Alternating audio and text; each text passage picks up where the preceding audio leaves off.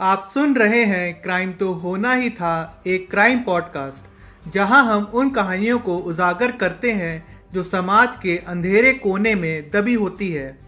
आज हम बात करेंगे एक ऐसे अपराध की जो कॉलेज के कैंपस में पनपता है, जहां दोस्ती की जगह डर होता है और रैगिंग के नाम पर होती है मानसिक, शारीरिक और कभी कभी जानलेवा हिंसा। रैगिंग यानी कॉलेज या यूनिवर्सिटी में सीनियर्स द्वारा जूनियर्स को मानसिक या शारीरिक रूप से प्रताड़ित करना। इसमें अपमानित करना, कपड़े उतरवाना, अपशब्द कहना, जबरदस्ती नाच गाना कराना या गंभीर मारपीट का शामिल हो सकता है। 2009 से 2023 के बीच भारत में रैगिंग के 4500 से अधिक मामले दर्ज किए गए। इनमें से कई में आत्महत्या, गंभीर चोट और मनोवैज्ञानिक ट्रॉमा जैसे नतीजे सामने आए। सिर्फ 2022 में यूजीसी के एंटी रैगिंग पेट्रोल में 552 शिकायतें दर्ज की गईं। चलिए मैं अब आपको सुनाता हूं कुछ ऐसे रैगिंग के मामले जिसने न सिर्फ कॉलेज की दीवारें दहली बल्कि पूरे देश की रूह कांप उठी।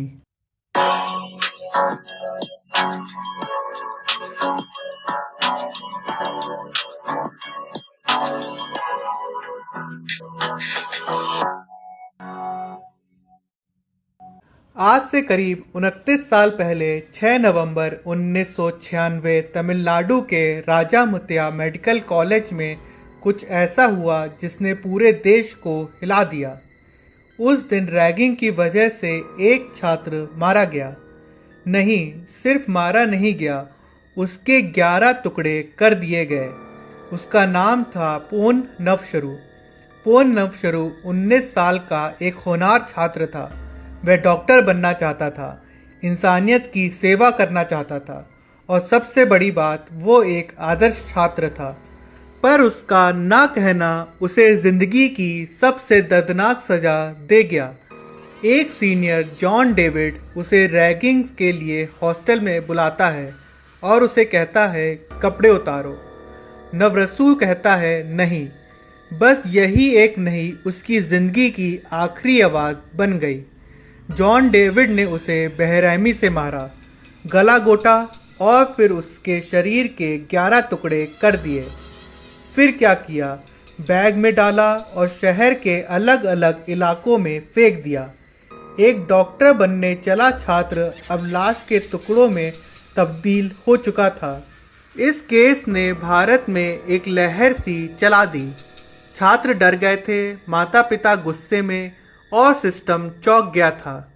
पोन नवरसू के पिता डॉक्टर पोन भूपति उस समय मद्रास यूनिवर्सिटी के वाइस चांसलर थे। उनका बेटा जो जीवन देने वाला बनने आया था, मौत का शिकार बन गया।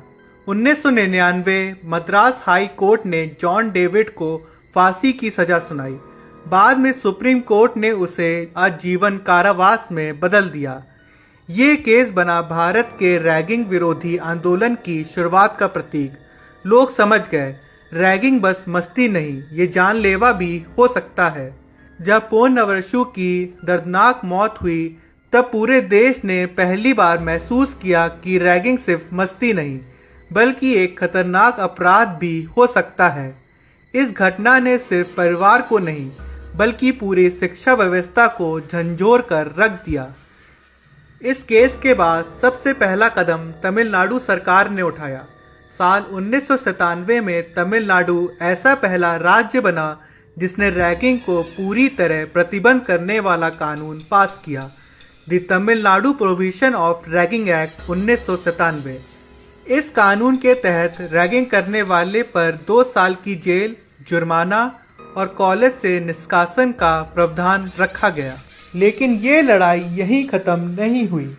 2001 में सुप्रीम कोर्ट ने रैगिंग को लेकर सख्त रुख अपनाया और कहा कि रैगिंग सिर्फ अनुशासन का मामला नहीं है बल्कि एक गंभीर आपराधिक कृत्य है। इसके बाद साल 2007 में सुप्रीम कोर्ट ने एक विशेष कमेटी गठित की, राघवन कमेटी।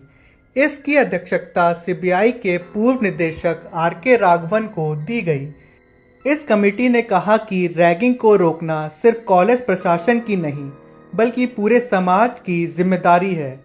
उसी के आधार पर 2009 में यूजीसी ने देश भर के कॉलेजों के लिए regulation on curbing the menace of ragging in higher educational institution लागू किया।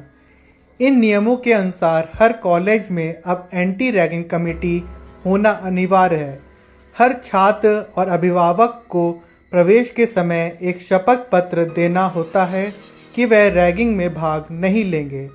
यदि किसी छात्र पर रैगिंग का आरोप साबित होता है तो उसके खिलाफ एफआईआर दर्ज की जा सकती है, उसे सस्पेंड या निष्कासित किया जा सकता है और ज़रूरत पड़ने पर जेल भी हो सकती है।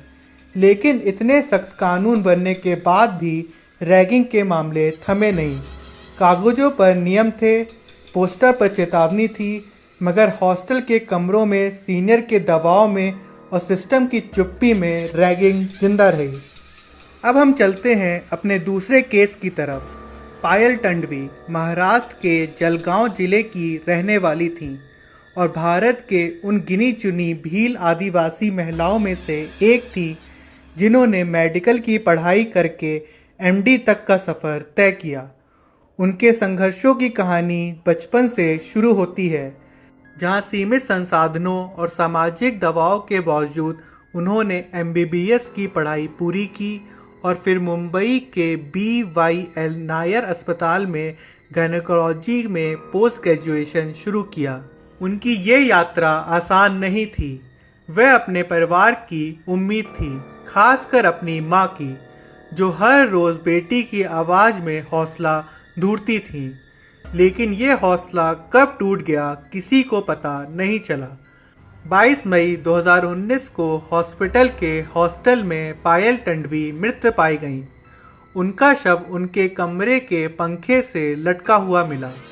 पहली नज़र में ये आत्महत्या लग रही थी, लेकिन जैसे जैसे परतें खुली ये साफ हो गया कि ये आत्महत्या नहीं थी, ये मानसिक हत्या थी। ये उस सिस्टम का गुनाह था जिसने शिकायतों के बाद भी आंखें मूंद ली थीं। पायल के साथ एक नहीं कई महीने तक शोषण किया गया। उनके ही विभाग के 3 सीनियर महिला डॉक्टर हेमा आहूजा, डॉक्टर भाग्यश्री और डॉक्टर अंकिता खेंडवाल लगातार उनका मानसिक उत्पीड़न कर रही थीं। पायल की मां अब्दल टंडवी ने खुद बताया कि उनकी बेटी फ़ोन पर कहती थी कि उसे जातिगत आधार पर अपमानित किया जाता है, उसे बार बार आरक्षण वाली कहा जाता है, सर्जरी करने नहीं दी जाती, ड्यूटी से बाहर कर दिया जाता और व्हाट्सएप ग्रुप में उसका मजाक उड़ाया जाता। पायल ने कई बार अपने विभाग सखियों से उसकी शिकायत भी की, लेकिन अफसोस कोई कदम नहीं उठाया गया। 22 मई को उन्होंने आखिरी बार अपनी माँ से बात की। उन्होंने कहा था, माँ मुझे अब और नहीं सहा जाता, ये लोग मेरी जान ले लेंगे। और उसी शाम वो चली गई। जब उनका शव मिला तो पूरा मेडिकल समुदाय सन्न रह गया। पोस्टमार्टम रिपोर्ट में फांसी की पुष्टि हुई, लेकिन इस घटना ने कई सवाल खड़े कर दिए। अगर पायल की शिकायत की थी तो कार्रवाई क्यों नहीं हुई? क्या भारत में शीघ्र मेडिकल कॉलेजों में अभी भी जातिवाद भेदभाव जिंदा है? पायल के केस में तीनों आरोपी सीनियर डॉक्टर पर ST/SC एक्ट, रैगिंग कानून और आईपीसी की धारा 306 के आधार मुकदमा दर्ज हुआ, लेकिन कुछ ही महीनों में उन्हें जमानत मिल गई।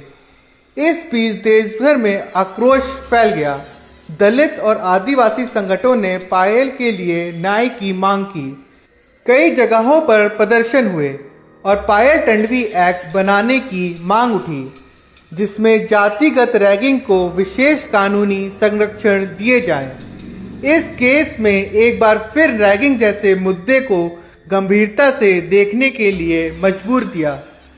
राष्ट्रीय मानव अधिकार आयोग और मेडिकल काउंसिल ऑफ इंडिया ने भी संज्ञान लिया, लेकिन पायल को वापस नहीं लाया जा सकता था। रिपोर्ट बताती है कि भारत में हर साल 3000 से अधिक रैगिंग के केस दर्ज होते हैं और 2009 से अब तक 50 से ज़्यादा छात्र छात्राओं ने इसमें अपनी जान गंवा चुके हैं। ये आंकड़े डराने वाले हैं, लेकिन उससे भी डरावनी है वो चुप्पी। पायल की कहानी इस बात का प्रमाण है कि सिर्फ कानून बनाना काफी नहीं होता, उन्हें लागू करने के लिए नियत भी होनी चाहिए। आज भी पायल की माँ अपने घर की उस तस्वीरों के सामने दीप जलाती है और पूछती है, क्या मेरी बेटी का कसूर सिर्फ इतना था कि वो आदिवासी थी? इस देश में जब भी कोई दलित या आदिवासी बच्चा कुछ बड़ा करने की कोशिश करता है तो उसे उसकी काबिलियत से नहीं, उसकी जाति से देखा जाएगा। पायल टंडवी अब इस दुनिया में नहीं है, लेकिन उनकी अधूरी उड़ान हमें सोचने पर मजबूर करती है, क्या हम एक ऐसा भारत बना पाए हैं जहां हर बेटी, हर छात्र, हर डॉक्टर को सिर्फ उनकी मेहनत के आधार पर आंका जाए, ना कि उसकी जाति या पहचान के आधार पर। इस पहल को और मजबूत करने के लिए भारत सरकार ने एक 24 घंटे की एंटी रैगिंग हेल्पलाइन शुरू की। नंबर है 1800-180-5522। इसके साथ ही www.antiragging.in वेबसाइट पर कोई भी छात्र गुमनाम रहकर भी शिकायत दर्ज कर सकता है। आप सुन रहे थे क्राइम तो होना ही था, और मैं था आपका होस्ट कौशिक। अगर इस कहानी ने आपको अंदर से झंझोर दिया है तो इसे दूसरों तक जरूर पहुंचाएं। अगली बार हम फिर आएंगे एक और सच्ची लेकिन परेशान कर देने वाली सच्चाई के साथ। तब तक याद रखिए, कभी कभी अपराध सिर्फ खून से नहीं होते, चुप्पी से भी होते हैं।